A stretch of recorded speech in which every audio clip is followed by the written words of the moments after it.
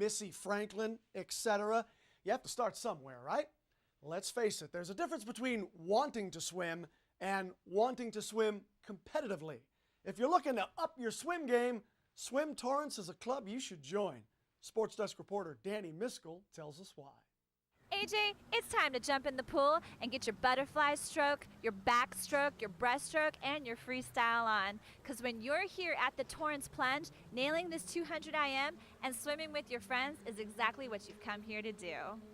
At Swim Torrance, the program is set up to ensure that every swimmer will stay on track to compete one day at the national level.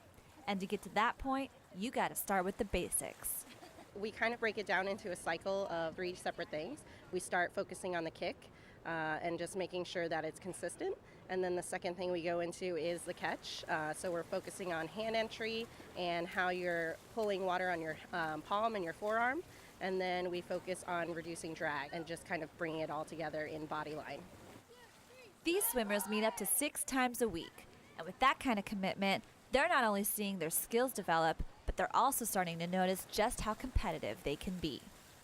Most of the time we're in the same lane, so like one person's in front of the other, but I kind of like to race with the lanes next to me just to see like who goes in front of the other for the first set. At the pre-competition level, the training is not only designed to make the kids work harder, but to also make them think about those long-term goals. Being on the swim team is fun, and I like working on my technique because I want to try out for the Olympic swimming. We want them to continue to grow and be their best when they're getting ready to go to college swimming. And that is our ultimate goal for our program, is to have our swimmers go on to college swimming. When you're able to do all 4 strokes for 50 yards and start from the launching block and do flip turns, you're now ready to try out for the competition teams. And right now, they're prepping for a meet coming up at Golden West College. Our main focus of today was a pace set, where we were getting our 200 pace. We did some stuff off the blocks. We did like our best stroke. I did backstroke, breaststroke, fly, back breast for the 3 rounds that we did. Right now we're in our meet prep phase, so we're starting to lay off the yards, but we're increasing the intensity. We're basically letting our muscles breathe. We're still doing lots of technique work and lots of blast work, just to make sure that we're getting ready and getting our heart rate up for the meet. The upcoming meet will serve as a crucial halfway point to show the swimmers how much they've improved since September. Coach Zarate is also expecting a new milestone for the club.